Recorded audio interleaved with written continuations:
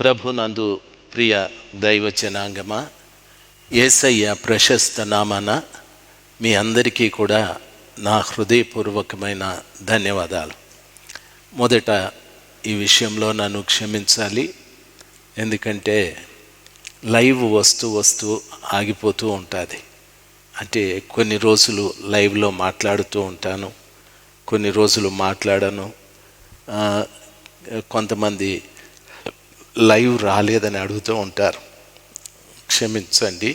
నేను మా ఊర్లో ఉన్నప్పుడే ఈ లైవ్ చేస్తూ ఉంటాను, మా ఊర్లో లేకపోతే నేను చేయలేను. అందుకు దేవుని బిడ్డలు మీరు క్షమించాలి. అయితే దేవుని కృపను బట్టి మీలో చాలామంది లైవ్ చూస్తున్నారు. మీరు మీ స్నేహితులకు, మీ బంధువులకు, ఇరుగువారికి, పొరుగువారికి లైవ్ వస్తుంది చూడండి అని చెప్పండి. సబ్స్క్రైబ్ చేసుకోనండి.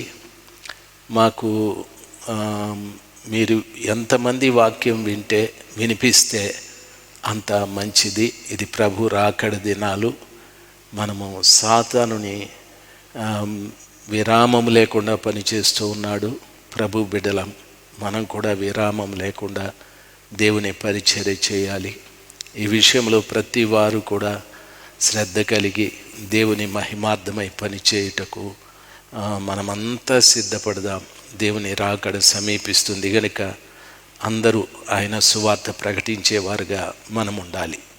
ప్రియులారా, ఒక పాట పాడుకుందాము, తరువాత దేవుని వాక్యాన్ని విందాం. ఆత్మస్వరూపుడా, ప్రియాత్మస్వరూపుడా,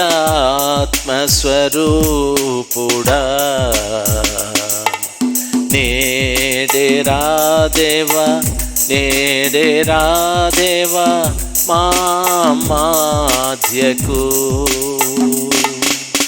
ఆత్మస్వరూపుడా, ప్రియాత్మస్వరూపుడా,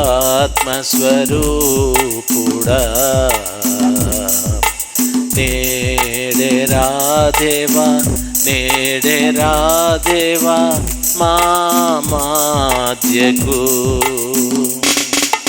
పాపపు ఊబి నుండి నన్ను రక్షించితివి,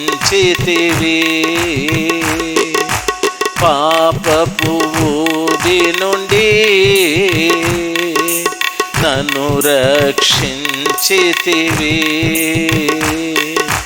పాపం కడిగి శుద్ధీకరించి నీ దివ్య రక్తముతో, పాపం కడిగి శుద్ధీకరించు నీ దివ్య రక్తముతో. ఆత్మస్వరూపుడా, ప్రియాత్మస్వరూపుడా,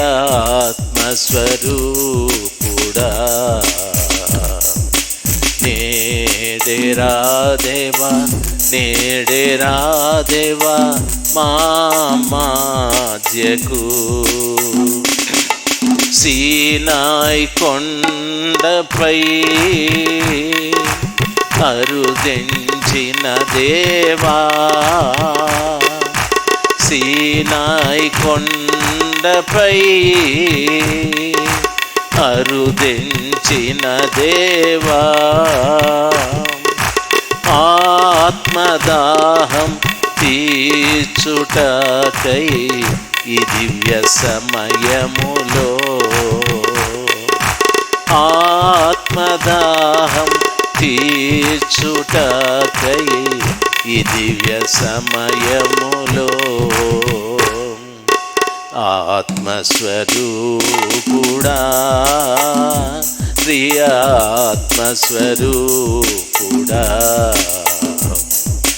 నేడే రాదేవా, నేడే రాదేవా మా మాధ్యకు. ఆత్మవరములతో నన్ను నింపు దేవా, ఆత్మవరములతో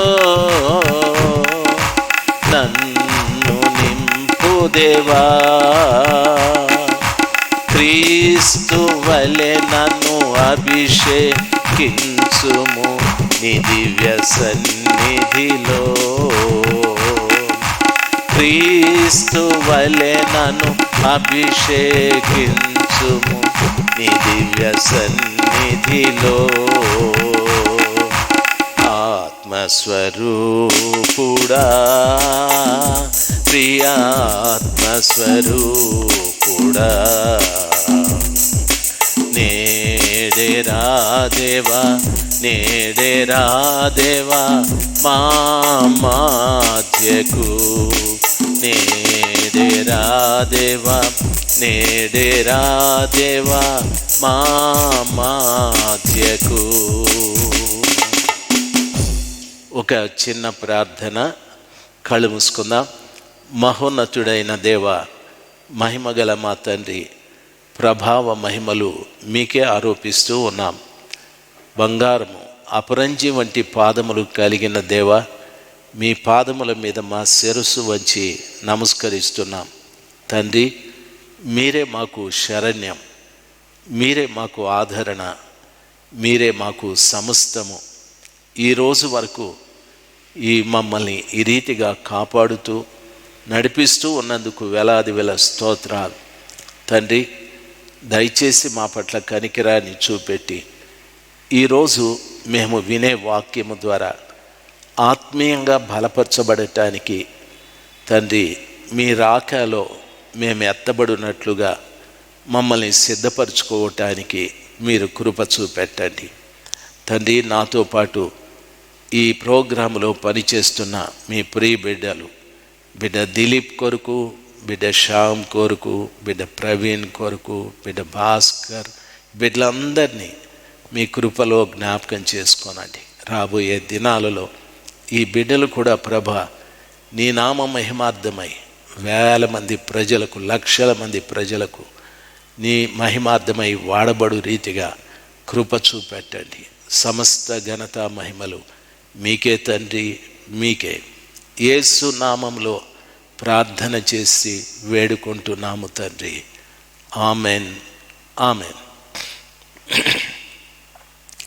ప్రియ దైవ జనాంగమా, నేటి క్రైస్తవుల బాధ్యత ఏమిటి అంటే, ప్రియులారా, యేసు ప్రభుల వారు చెప్పిన మాటలే. మీరు సర్వలోకానికి వెళ్ళి సర్వ సృష్టికి సువార్త ప్రకటించండి. ఎవరైనా నమ్మితే వారికి బాప్తిస్మం ఇవ్వండి, వాళ్ళు రక్షించబడతారు. ఎవరైనా నమ్మకపోతే వాళ్ళు శిక్షించబడతారని ప్రభు చెప్పాడు. అంటే నమ్మినా నమ్మకపోయినా సువార్త మాత్రం మీరు ప్రకటించాలి అని చెప్పాడు. ఇది క్రైస్తవులకు దేవుడు ఇచ్చినటువంటి ఒక ఆజ్ఞ, లేకపోతే క్రైస్తవుని యొక్క బాధ్యత. క్రైస్తవులుగా మనము ఎన్నో బాధ్యతలు కలిగి ఉన్నాం. కుటుంబ బాధ్యత, పిల్లల బాధ్యత, మన కుటుంబంలో ఉన్నవారి అందరి ఆరోగ్య విషయంలో బాధ్యత, ఆహార విషయంలో బాధ్యత, వాళ్ళ పోషణ విషయంలో అన్ని బాధ్యతలు కలిగి ఉన్నాం. అయితే యేసు ప్రభు రక్తంతో కడగబడి రక్షించబడ్డాను అని చెప్పుకునే ప్రతి బిడ్డకు ఒక బాధ్యత ఏమిటంటే సువార్త ప్రకటించాల. సువార్త అంటే క్రీస్తు జననము, క్రీస్తు మరణము, క్రీస్తు పునరుద్ధానం, ఈ మూడింటిని ప్రకటించాల. దీన్ని వదిలిపెట్టి చాలామంది వేరే వాటిని ప్రకటిస్తూ ఉన్నారు. కొంతమంది సైన్స్ చెప్తూ ఉన్నారు, కొంతమంది ప్రస్తుత కాలంలో జరిగే విషయాలు చెప్తున్నారు, కొంతమంది మేము మా సాక్ష్యాన్ని చెప్తామని సాక్ష్యాలు చెప్తూ ఉన్నారు. కొంతమంది వారి సాక్ష్యాలు పుస్తక రూపంలో తయారు చేశారు, CD రూపంలో తయారు చేశారు. ప్రియులారా, సువార్త పక్కకి వెళ్ళిపోతూ ఉంది. ఈ రీతిగా మనల్ని ప్రజలకు కనపరుచుకునే పని చేయడం ప్రారంభిస్తే ప్రభుల వారు మనకిచ్చినటువంటి ఆ పనిని మనం నిర్లక్ష్యం చేసిన వాళ్ళమవుతాం. సువార్త ఒకటే ఒక మనిషిని రక్షిస్తుంది, ఒక మనిషి పాపాన్ని క్షమిస్తుంది, ఒక మనిషికి విమోచన ప్రసాదిస్తుంది, ఒక మనిషిని క్రీస్తు ప్రభు దగ్గరికి నడిపిస్తుంది. సువార్త కాకుండా మరొకటి మనము చేయకూడదు. బాగా గమనించాలి.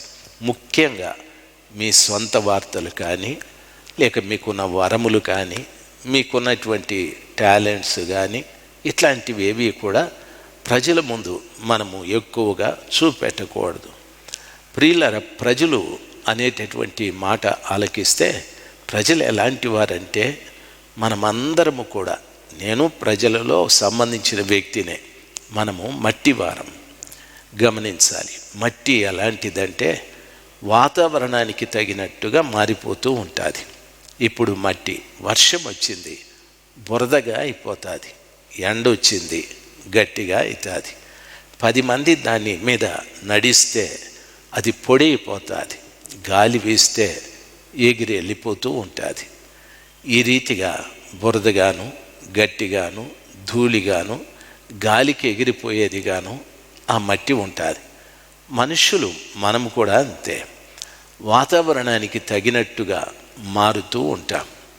అందుకని ప్రభు అన్నాడు, ఇటువంటి మనస్సు మీకు ఉండకూడదు, మీరు మారు మనసు పొందండి, స్థిరమైన మనస్సు కలిగి మీరుండాలి, క్రీస్తునందు మీరు స్థిరులుగా ఉండాలి అని ప్రభు మనకు స్పష్టంగా చెప్పాడు. ఈ స్థిరత కలిగిన జీవితం మన అందరికీ ఉండాలి. మనం ప్రభు బిడ్డలు కదా. కాబట్టి ఒక దైవ సేవకుడు, సంఘ కాపరి, సంఘ పెద్దలు, లేక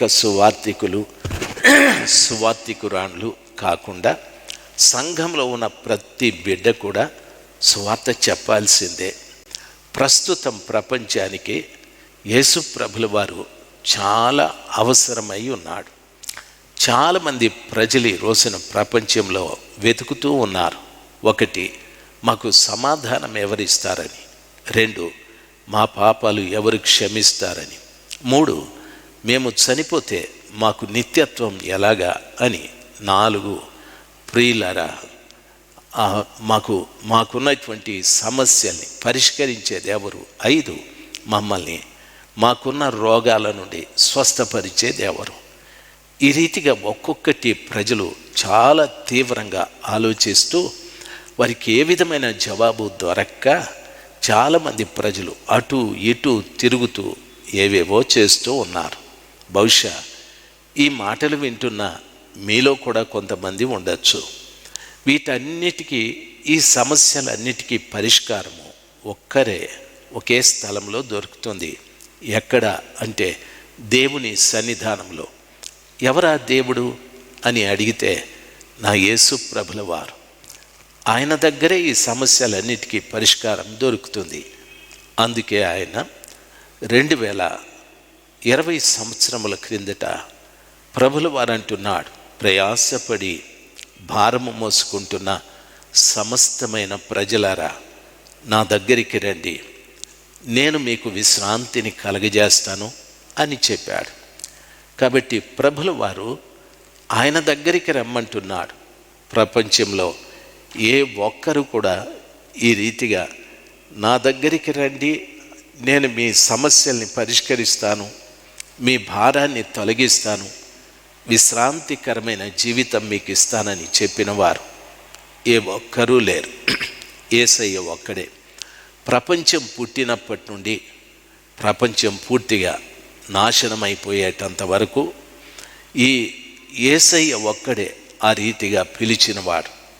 ప్రపంచంలో ఎన్నో జాతులు, ఎన్నో మతాలు, ఎన్నో కులాలు, ఎందరో దేవుళ్ళు అనబడిన వారు, ఎందరో దేవతలు అనబడిన వారు, ఎన్నెన్నో ఆచారాలు, ఎన్నో సాంప్రదాయాలు ఉన్నాయి. ఎందరో యుగ పురుషులు, ఎంతోమంది దైవాంశ సంభూతులు ఎందరో ఉన్నారు. ఎవరు కూడా ప్రయాసపడి భారము మోసుకుంటున్న సమస్తమైన ప్రజలారా నా దగ్గరికి రమ్మని పిలిచిన వారు లేరు. యేసయ్య ఒక్కడే. కాబట్టి యేసు ప్రపంచానికి చాలా అవసరం. లోకంలో ఉన్న ప్రజల అభిప్రాయం, యేసు ప్రభుల వారు కొందరికే దేవుడు, ఫలానా మతాలకు సంబంధించిన వారు, ఫలానా కులానికి సంబంధించిన వారికి దేవుడని అంటూ ఉన్నారు. లూకా అనే భక్తుడు అంటున్నాడు, యేసు అందరికీ ప్రభువు అని. అందరికీ అంటే సూర్యుని క్రింద భూమికి పైన నివసిస్తున్న ప్రతి వారికి ఆయన దేవుడని వాక్యము సెలవిస్తుంది. ఆ రీతిగా అందరికీ ప్రభు అయిన ఆ సర్వశక్తిమంతుడు ఎందుకు అందరికీ ప్రభువు అని అడిగితే బైబిల్లో ఒక మాట ఉంది. ఏమంటున్నాడంటే, నీతిమంతులు లేరు, ఏ ఒక్కరూ లేరు, అందరూ పాపము చేసి దేవుడు అనుగ్రహించు మహిమను పొందలేకపోయారు అని వాక్యం సెలవిస్తుంది. దాని అర్థం ఏమిటంటే, అందరూ అనగా ఏ కులస్థులైనా, ఏ మతస్థులైనా, ఏ దేశస్థులైనా, ఏ వంశస్థులైనా అందరూ నీతిని తప్పి జీవిస్తూ ఉన్నారు. నీతిమంతులు లేరు, ఏ ఒక్కరూ లేరు, అందరూ పాపము చేసి దేవుడు అనుగ్రహించే మహిమను పొందలేదు అని. అందుకని యేసు ప్రభుల వారు ఎవరైతే ఏ పాపము చేసి దేవుని మహిమకు దూరం అయిపోయారో అటువంటి వాళ్లకు తాను ఆరి పాపాన్ని క్షమించటానికి ఆయనే దరిదాపు కపాలమని అద్దమిచ్చే గొల్గొతా కొండపైన సిలువలో తన రక్తాన్ని కార్చి ఆయన్ను సమీపించి, ప్రభువా నేను పాపిని, నన్ను క్షమించమని మనస్ఫూర్తిగా ప్రార్థించిన ప్రతి బిడ్డ పాపాన్ని క్షమించి వారికి మహిమను ప్రసాదించే దేవుడు. ఈయన తప్ప ఇంకా ఎవరూ కూడా దేవుని యొక్క రాజ్యంలో ప్రవేశించటానికి, పరలోకంలోకి ఒక మనుషుడు ప్రవేశించటానికి యేసు ప్రభు తప్ప మరొక్కరెవరూ లేరు. అందుకే ఆయన చెప్పారు, నేనే మార్గాన్ని, నేనే సత్యాన్ని, నేనే జీవమును, నా ద్వారా తప్ప ఎవడు తండ్రి యొద్దకు వెళ్ళలేడని ఖచ్చితంగా చెప్పాడు. ఆ రీతిగా ప్రభు పిల్లలైనటువంటి మనము ఈ విషయంలో జాగ్రత్తగా ఉండి ప్రపంచానికి సువార్త చెప్పే జనంగా మనం మారాలి. ఎంతో కాలము నుండి మనము ప్రభుని నమ్ముకున్నాం. ఎంతో కాలము నుండి ఒక ప్రార్థనా మందిరంలోనికి వెళ్ళి ప్రార్థిస్తూ వచ్చాం, ఆయన్ను ఆరాధిస్తూ వచ్చాం, ఆయన్ను స్తుతిస్తూ, ఆయన్ను మహిమపరుస్తూ ఘనపరుస్తూ వచ్చాం. అవునంటారా కాదంటారా? అయితే ఎవరికైనా సువార్త చెప్పామా? లేదు. అయితే ఈ రోజుల్లో ఈ కరోనా మూలంగా చాలా మందిరాలు మూతబడిపోయాయి. ఇప్పుడైతే లాక్డౌన్ తీసేశారు. ప్రార్థనా స్థలములలో లాక్డౌన్ లేదు, సడలింపులు వచ్చాయి.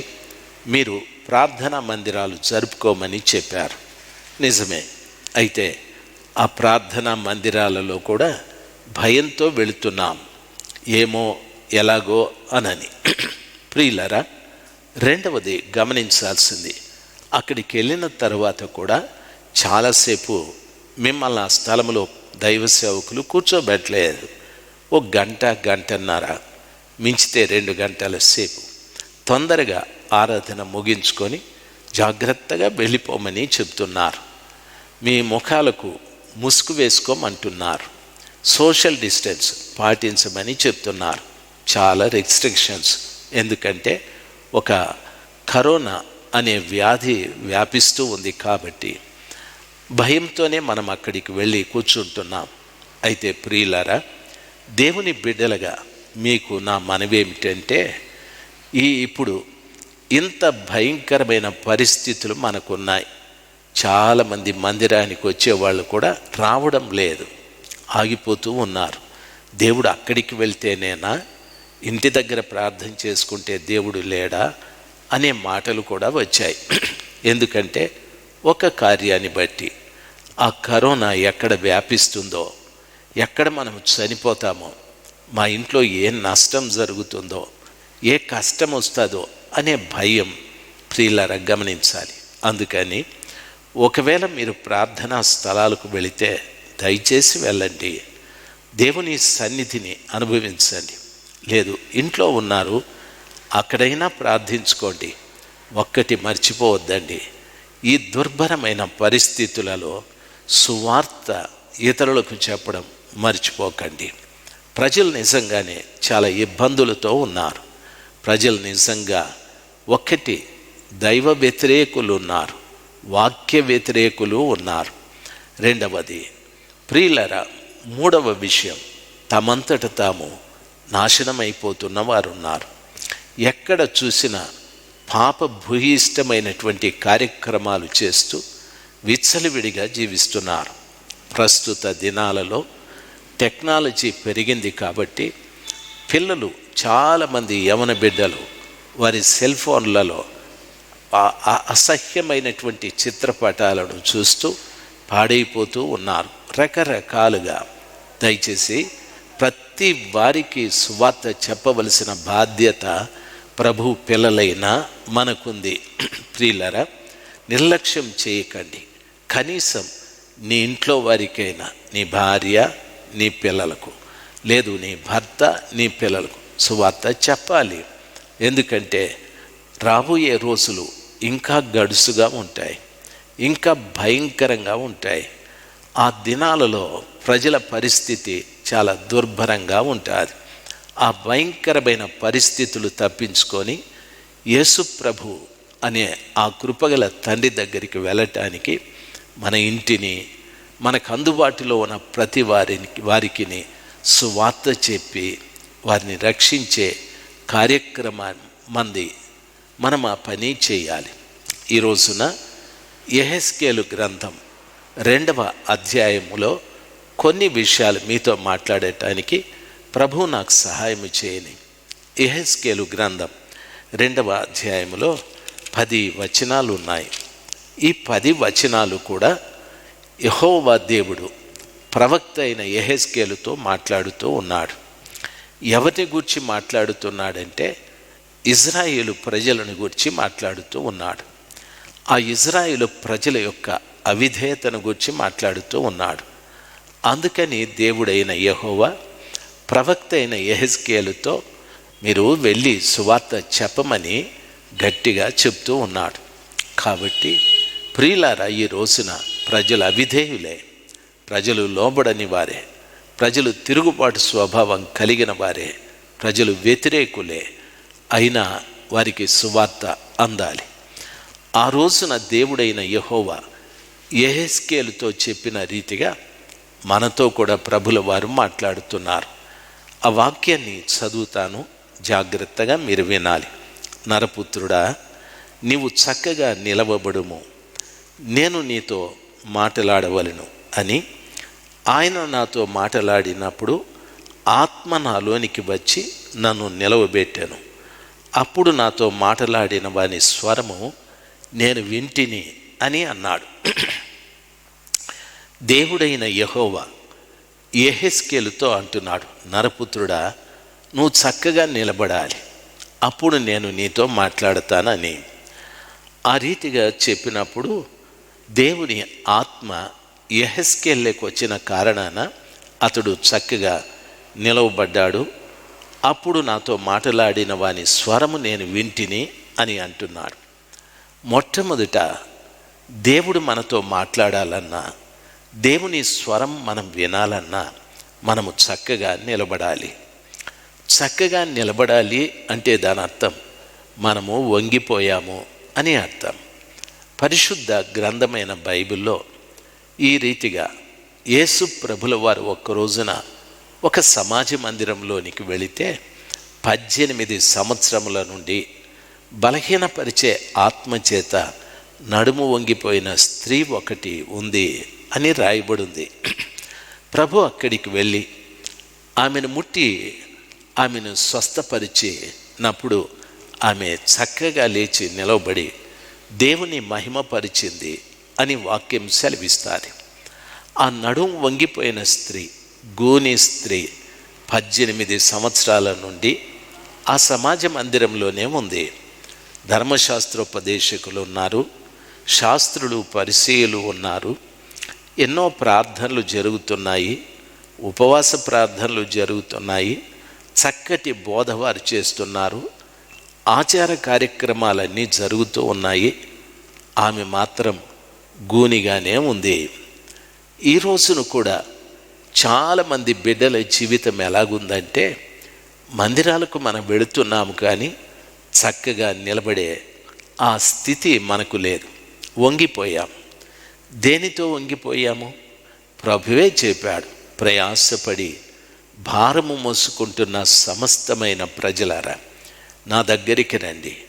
ఒక వ్యక్తి మీద భారం ఉంచితే ఆ వ్యక్తి భారాన్ని మోయలేక వంగిపోతూ ఉంటాడు.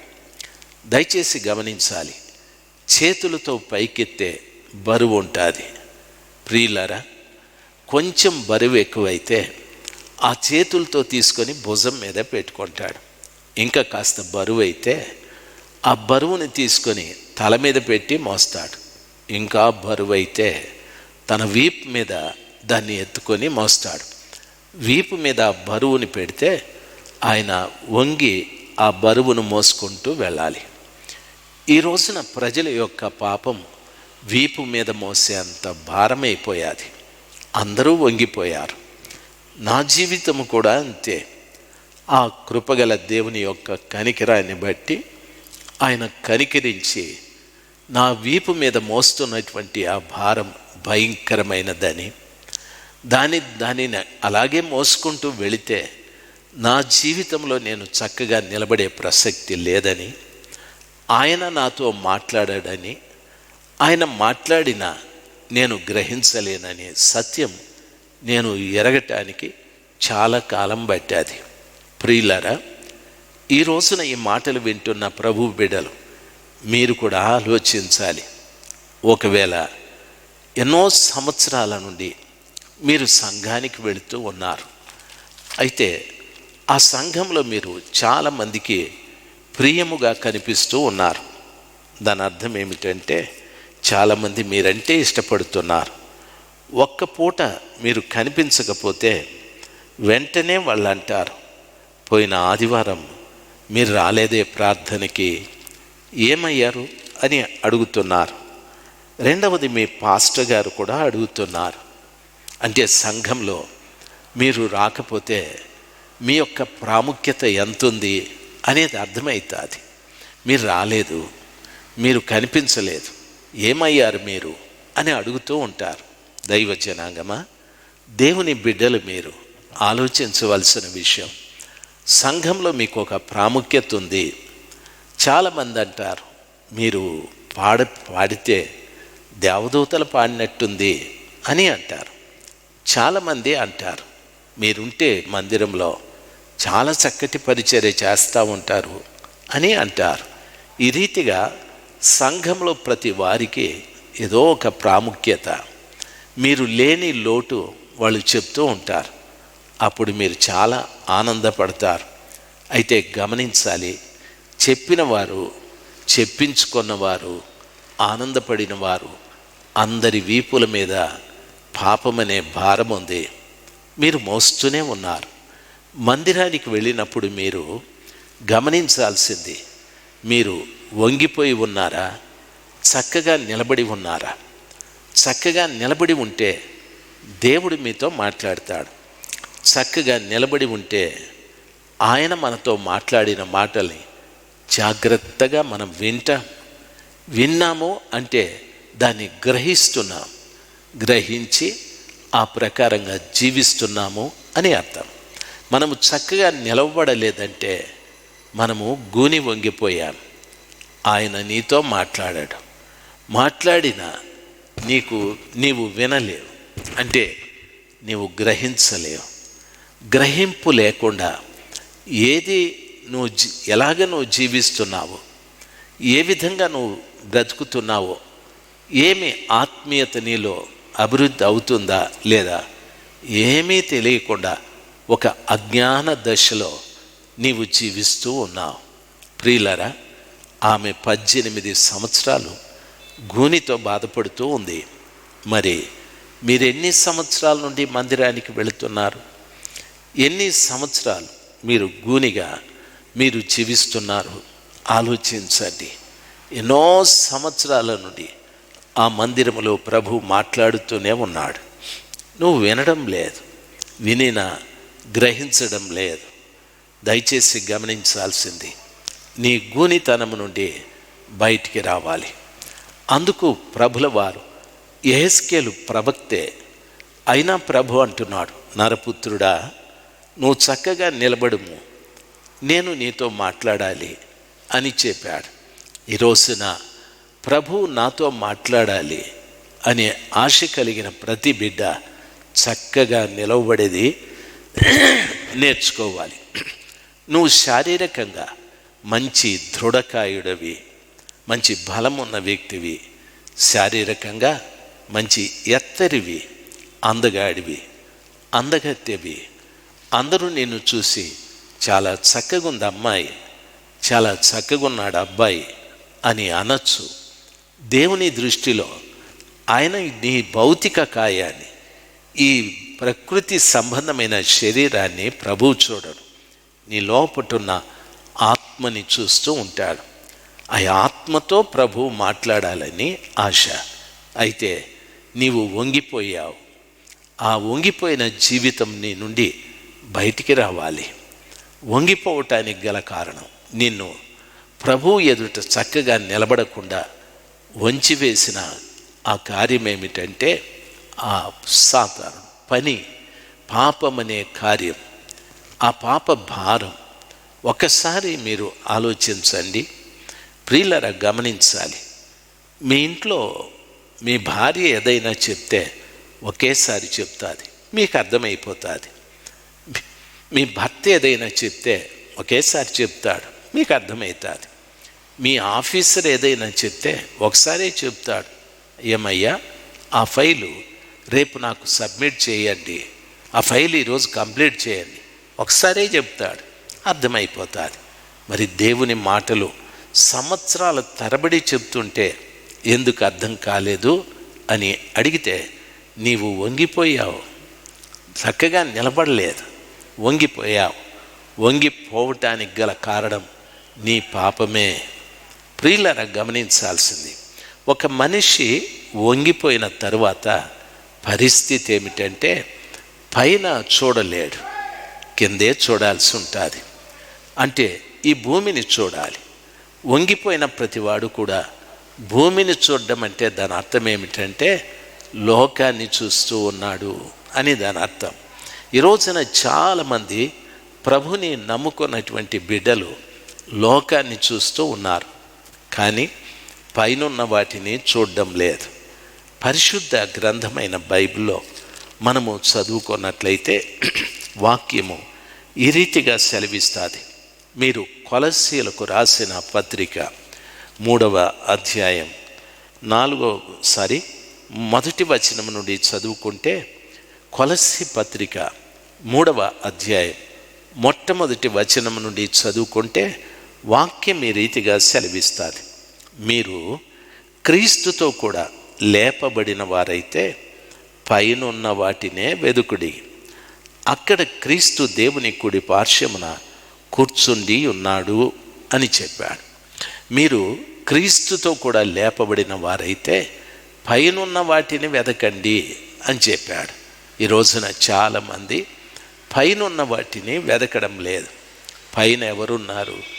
నా యేసు ప్రభువు ఉన్నాడు, ఆయన వాక్యం ఉంది, ఆయన ఆత్మ ఉంది. ఆ కృప కలిగిన దేవుడు నీ కొరకై చిందించిన రక్తము కూడా ఉంది. పైనున్న వాటిని వెదకండి. ఈ రోజున ప్రభుని నమ్ముకున్న బిడ్డలు చాలామంది నమ్ముకున్నాము అంటున్నారు, కానీ పైనున్న వాటిని వెదకడం లేదు. కారణం, గూనిగా అయిపోయారు. ప్రియులారా, పాపం వారి జీవితంలో మొయ్యలేనంత బరువుగా మారిపోయాది. చూడండి, ఒక వ్యక్తిలో ఎన్నున్నాయి అంటే, మీరు ఒక పేపరు పెన్ ఎత్తుకొని ఒక పేపర్ మీద రాయండి, మీలో దేవునికి ఇష్టం లేనివి ఎన్నున్నాయో. కోపం ఉందా? అబద్ధాలు ఉన్నాయా? మోసాలు ఉన్నాయా? అసూయలు ఉన్నాయా? పగ ఉందా? కక్షలు ఉన్నాయా? భేదాభిప్రాయాలు బోలెడన్ని. ఇవన్నీ కూడా నీ వీపు మీద మొయ్యలేనంత భారంగా మారిపోయాయి. అందుకనే ప్రభుల వారు మాట్లాడటానికి అవకాశం లేని పరిస్థితి ఏర్పడ్డది. ఇక్కడ కూడా మీరు క్రీస్తునందు మృతులైన వారైతే, లేపబడిన వారైతే పైనున్న వాటిని వెదకండి. అక్కడ క్రీస్తు యేసు దేవుని కుడి పార్శ్వమున కూర్చుండి ఉన్నాడు. పైనున్న వాటి మీదనే కానీ భూ సంబంధమైన వాటి మీద మనస్సు పెట్టకొనకుడి. ఎలయనగా మీరు మృతి పొందితిరి, మీ జీవము క్రీస్తుతో కూడా దేవుని యందు దాచబడి ఉన్నది అని వాక్యము స్పష్టంగా సెలవిస్తుంది. ప్రియులారా, మనకు జీవమై ఉన్న క్రీస్తు ప్రత్యక్షమైనప్పుడు మీరును ఆయనతో కూడా మహిమయందు ప్రత్యక్షపరచబడుదురు అని వాక్యం సెలవిస్తుంది. పైనున్న వాటిని వెదకడం వలన క్రీస్తు యేసు ప్రభుల వారు మన జీవాన్ని తండ్రి దగ్గర దాచిపెడతారు. మనకు జీవమైన ఆ యేసు ప్రభుల వారు ప్రత్యక్షమైనప్పుడు మనము ఆయనతో కూడా పరలోకమందు కనిపిస్తామని వాక్యం సెలవిస్తుంది. ఇంత గొప్ప కార్యము పైనున్న వాటిని వెదకడం ద్వారా దొరుకుతుంది. పైనున్న వాటిని చూడాలంటే చక్కగా నిలవబడాలి. ప్రియులారా, ఆలోచించాల్సింది చక్కగా నిలవబడి పైనున్న వాటిని చూస్తే యేసు ప్రభుల వారు నీ జీవమును తీసుకొని తండ్రి దగ్గర దాచిపెడతానంటాడు. మన ప్రాణాన్ని అక్కడ దాచిపెడతాడు. ఎందుకో తెలుసా? ప్రియమైనటువంటి వాళ్ళరా, ఈ ప్రాణము ఈ భూమి మీద ఎక్కడెక్కడో తిరుగుతుంది. భక్తుడు దావీదు అంటున్నాడు, ఏమంటున్నాడు తెలుసా? నా ప్రాణము నాలో తొందరపడుచున్నది, నా ప్రాణమా నన్నేల తొందర పెట్టుచున్నావు అని అంటాడు. ఈ మధ్యన ఒక ఆయన, ఒక స్నేహితుడు, ఇద్దరు స్నేహితులు ఒక అమ్మాయితో మంచిగా మాట్లాడేవారు. అయితే ఈ ఇద్దరు స్నేహితులు అమ్మాయిని ఇష్టపడేవారు. తెలియదు ఈ విషయం ఇద్దరికి. అయితే ఇద్దరు ఇష్టపడుతున్నారు. అయితే అందులో అమ్మాయి ఒకరిని ఇష్టపడింది. ఆ కారణాన ఆ రెండవ వాడు వెళితే ఆ మొదటి వాడు ఆ ఇంట్లో దాక్కొని ఉన్నాడు. ఈ వ్యక్తి ఆవేశంతో, అమ్మాయి వాణ్ణి బయటికి రమ్మని చెప్పు, లేకపోతే నీ కూతుర్ని చంపేస్తానని చంపేశాడు. చూడండి, ఎందుకు ఈ మాట చెప్తున్నాను? ఎంత ఘోరం! పసిబిడ్డ గొంతు కోసి చంపేశాడు. ఎంత ఘోరం చూడండి. ఎందుకు ఈ మాట చెప్తున్నాను అంటే, పైనున్న వాటిని చూసే ఆ స్థితి లేదు, కిందున్న వాటిని చూస్తూ ఉన్నారు. లోకము నిజంగా చాలా భయంకరమైనది. ఎన్నో పాపాలతో, అక్రమాలతో, అఘాయిత్యాలు, హత్యలు, అరాచకాలు, అన్యాయాలు, మోసాలతో నింపబడింది. సమాజ మందిరంలోకి వెళ్ళి మనము అక్కడ కూడా గూనివారుగా ఉంటే ప్రయోజనమేముంది? దేవుని మందిరంలోనికి వెళ్ళిన తరువాత చక్కగా నిలబడే ఆ స్థితి మనకు రావాలి. అప్పుడే ప్రభు మాటలు మనకు వినిపిస్తాయి. ప్రభు మనతో మాట్లాడుటకు సిద్ధమవుతాడు. అందుకని మన జీవము క్రీస్తుతో కూడా తండ్రి యొద్ద భద్రము చేయబడితే, జీవంలోనికి ప్రవేశించినప్పుడు యేసు ప్రభుల వారితో పాటు మనము కూడా ఆయన మహిమలో కలుసుకోవటానికి అవకాశాలు ఉంటాయి. కాబట్టి ఆ సమాజ మందిరములో 18 ఏళ్లుగా బలహీనపరిచే ఆత్మచేత నడుము వంగిపోయిన ఆ స్త్రీని ప్రభువు చూసి ఆమెను ముట్టి స్వస్థపరిచాడు. ఆమె చక్కగా లేచి నిలబడి దేవుని మహిమపరిచాది. ప్రియులరా, మీరందరూ మందిరానికి వెళుతున్నారు కదా, ఇంకా ఎంతకాలం గూనితనంతో ఉంటారు? ఎంతకాలం నడుము వంగిపోయి ఈ లోకాన్ని చూస్తూ ఉంటారు, పాపాన్ని చూస్తూ ఉంటారు, అన్యాయాలు చేస్తూ ఉంటారు, అబద్ధాలు చెప్తూ ఉంటారు, అక్రమాలు చేస్తూ ఉంటారు? ఎంతకాలం? ఇంకెంతకాలం? యేసు ప్రభు రాబోతూ ఉన్నాడు. మనము ఆయన వచ్చినప్పుడు ఆయనతో పాటు ఆ మహిమలోనికి ప్రవేశించి ఆయన్ను మహిమపరిచేవారుగా, ఘనపరిచేవారుగా మనం ఉండాలి. దయచేసి ఆ గూనితనము నుండి మనము విడుదల పొంది చక్కగా నిలబడే అనుభవంలోకి రావాలి. ఈ రోజున ఒక అమ్మగారు ఫోన్ చేసి మాట్లాడుతూ, అయ్యా, జన్మపాపమేమిటి, కర్మపాపమేమిటి అని మాట్లాడుతూ ఆ తల్లి అంటుంది, ఎవరు చెప్పారో ఏమో. 7 తరాలుగా మన పితరుల పాపం నా మీద ఉంటుందంట కదా. ఆ 7 తరాల పాపాలు క్షమించమని రోజు నేను అడుగుతున్నాను అని చెప్పాది. 7 తరాల పాపం మన మీద కాదు. మనం పాపం చేస్తే మన పిల్లల మీదికి 3-4 తరముల వరకు ఆ శాపాలు వెళ్ళేటివి. అయితే ఈ రోజున క్రీస్తు ప్రభుల వారు వచ్చి మన పాపాలు క్షమించిన తరువాత యమని పాపం వాడిదే.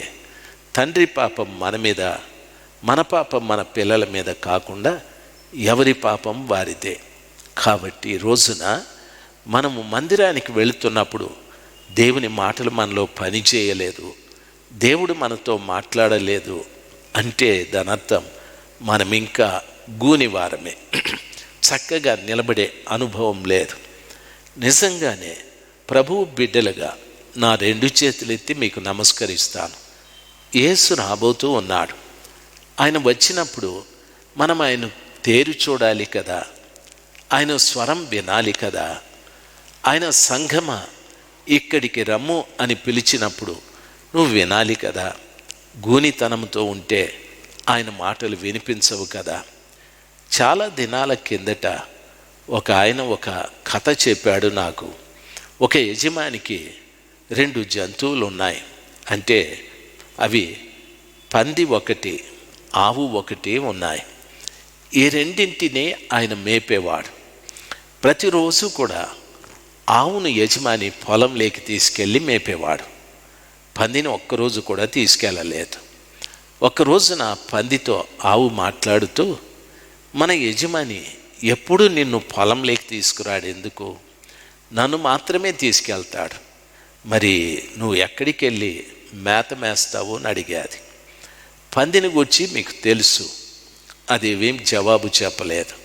నన్ను ఎవరో తీసుకెళ్ళి మేత మేపాల్సిన పని లేదు అని పంది చెప్పాది. అడ్డగోలు మాటలు మాట్లాడేది. ఆవు అనుకుంది, సరే నేను ఎన్నో రోజుల నుండి చూస్తున్నావు, కనీసం నువ్వు నేరుగా చూడవెందుకు, ఎప్పుడు ముఖం కిందికి దించుకొనే చూస్తూ ఉంటావు, ఏం కారణం అని అడిగాది.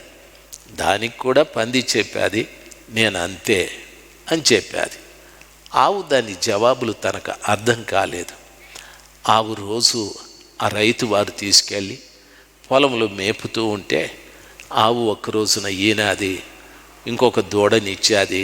ఈ రీతిగా ప్రియులారా గమనించాలి.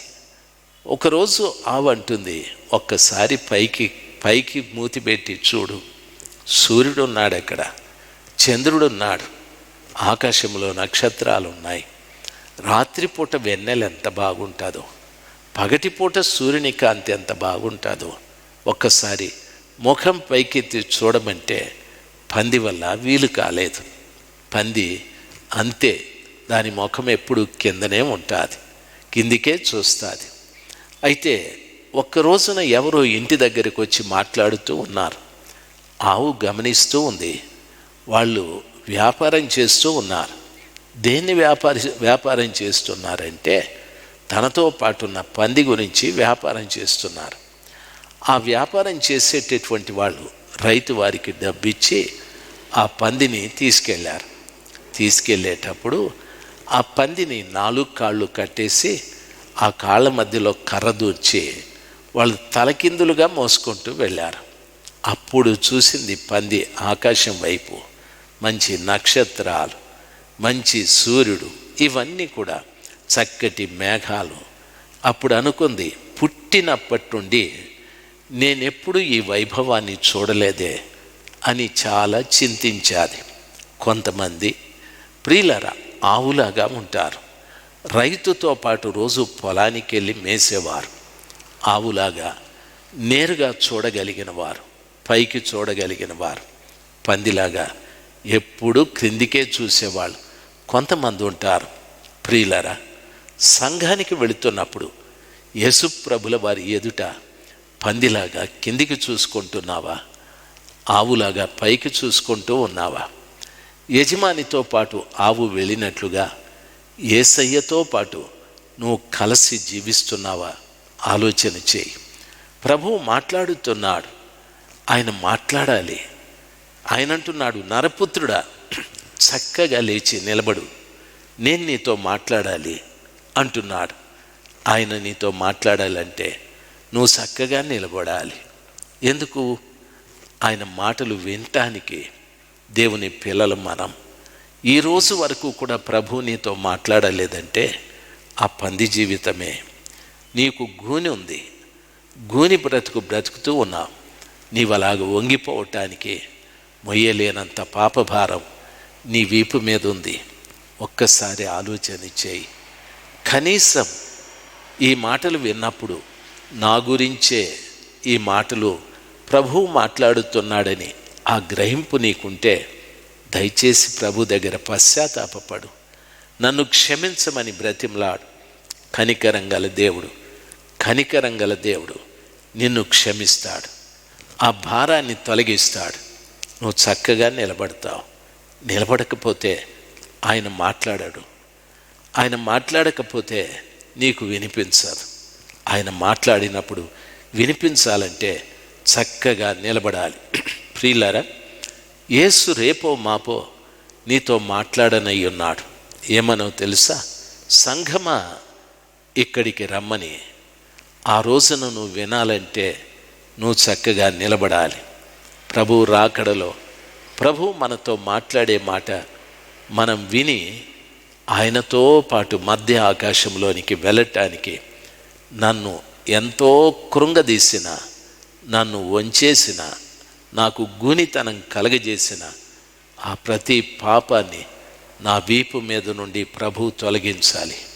ప్రభా, నన్ను క్షమించి ఈ పాపాల నుండి విడిపించాలి. నేను చక్కగా నిలబడతాను, నాతో మాట్లాడండి. నీవు మాట్లాడే మాట నేను వినాలి, మీ రాజ్యంలో నేను ప్రవేశించాలి అని ప్రభుని వేడుకుందాం. దయచేసి ప్రార్థిస్తాం. అందరూ కళ్ళు మూసుకుందాం. మహోన్నతుడైన దేవ, సర్వాధికారివైన తండ్రి, సర్వ సృష్టికర్తవైన మా దేవ, ఈ రోజున మీ మాట మేము వినాలంటే చక్కగా నిలబడాలని చెప్పావు.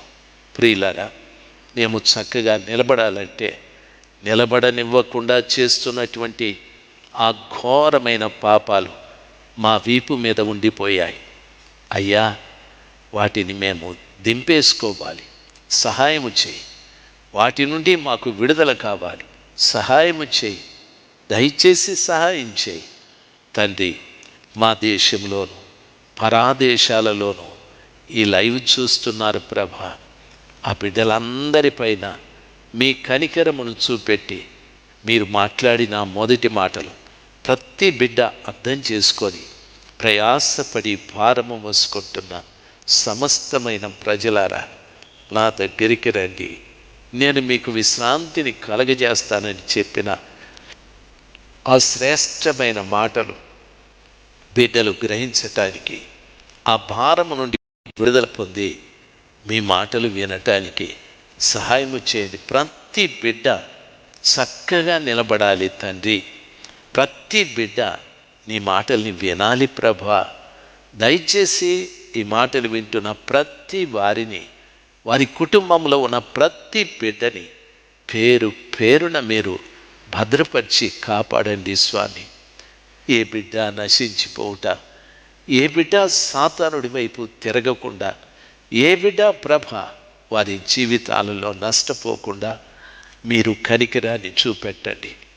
ఆ దినమున 18 సంవత్సరాలుగా బలహీనపరిచే ఆత్మతో నడుము వంగిపోయిన ఆ స్త్రీ ఉన్న సమాజ మందిరంలోనికి వెళ్ళి ఆమెను బాగు చేసినట్టుగా ఈ రోజున ఏ బిడ్డలు నీ వాక్యం వింటున్నారో వాళ్ళ దగ్గరికి వెళ్ళి ఆ వంగిపోయిన నడుము మీద చేయి ఉంచి ఆ భారాన్ని తీసివేసి బిడ్డలు చక్కగా నిలబడటానికి కృపదయచేయి తండ్రి, కృపదయచేయి. ఎంతమంది బిడ్డలు పశ్చాత్తాపడుతున్నారో, ఎంతమంది బిడ్డలు కన్నీరు కారుస్తున్నారో, ఎంతమంది బిడ్డలు మా ప్రభ ఈ వంగిపోయిన జీవితంలో నుండి చక్కగా నిలబడాలని ఆశిస్తున్నారు. ప్రతి వారిని దర్శించు తండ్రి, ప్రతి వారిని దర్శించండి ప్రభా. ఎంతోమంది యమన బిడ్డలు స్వామి ఈ భారముతో కృంగిపోతూ ఉన్నా యవన బిడ్డల్ని దర్శించండి ప్రభా. ఎన్నో కుటుంబాలలో భర్తలు భార్యలు కూడా దయచేసి కనికరించండి తండ్రి. ఈ రోజున ఎంతమంది లైవ్ చూస్తున్నారు, ఈ యూట్యూబ్ ద్వారా, ఫేస్బుక్ ద్వారా వాక్యాన్ని వింటున్నారో ప్రభా, ఆ బిడ్డలందరి మీద మీ కనికరం చూపెట్టండి స్వామి. విడుదల పొందిన వారుగా చక్కగా లేచి నిలబడి నిన్ను మహిమపరిచే బిడ్డల్నిగా ఒక్కొక్కరిని చేయండి తండ్రి, ఒక్కొక్కరిని చేయండి. మీరే మహిమ పొందుకొనమని మా అందరి నిమిత్తము రానయ్యున్న క్రీస్తు యేసు ప్రశస్త నామమున ప్రార్థన చేసి వేడుకుంటున్నాను పరలోకపు తండ్రి. Amen, amen.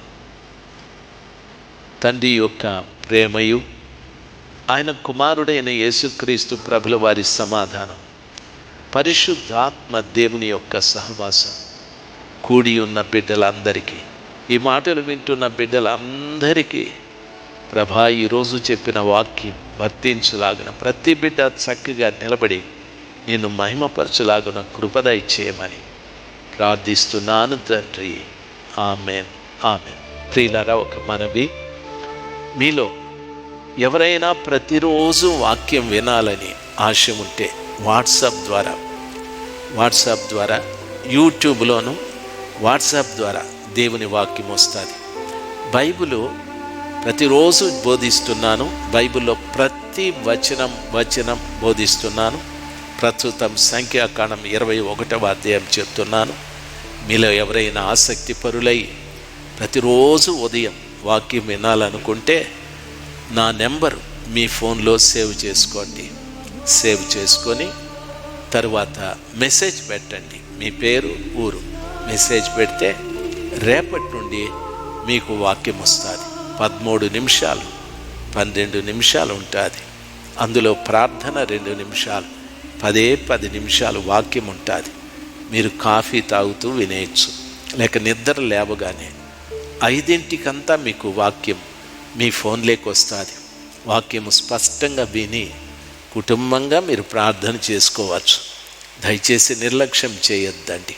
ఈ వాక్యం వింటున్న బిడ్డలందరికీ నా 2 చేతులు జోడించి నమస్కరిస్తున్నాను.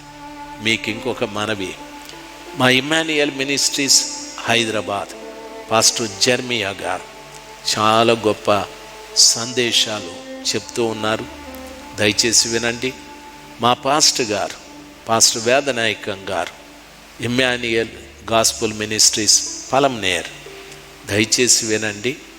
బెయర్షెబా మినిస్ట్రీస్ పాస్టర్ సాల్మోన్ గారు, ఏలూరు, మంచి ఆత్మల భారం కలిగిన దైవ సేవకుడు, వినండి.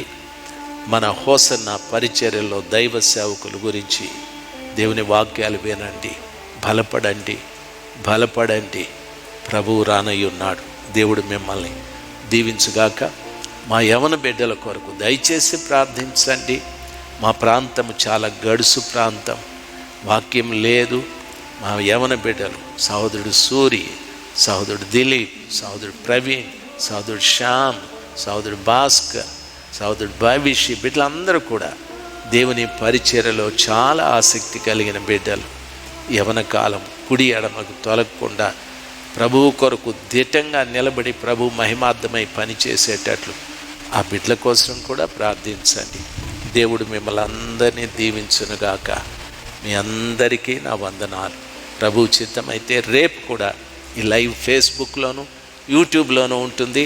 దయచేసి కలుసుకోనండి. మీ వారికి అందరికీ చెప్పండి.